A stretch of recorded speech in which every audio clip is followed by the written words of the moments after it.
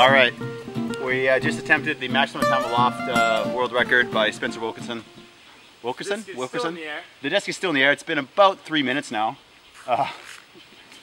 Technically, the rule is when it does come down, it should be thrown by the person and caught by the same person one-handed to make the record correct. One-handed? One-handed, must be one-handed catch. Didn't we just do a video about how catching one-handed is bad?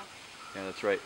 But for this particular thing here, Spencer has definitely crushed the record of 14 seconds, I think it was.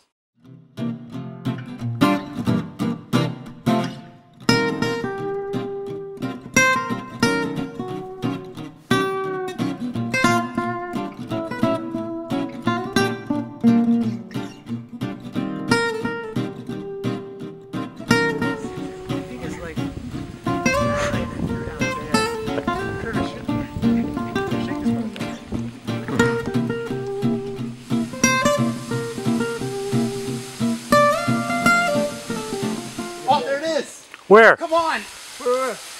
Remember, catch it! Catch it! I don't see it. Oh! Oh, score! Nice. It was close.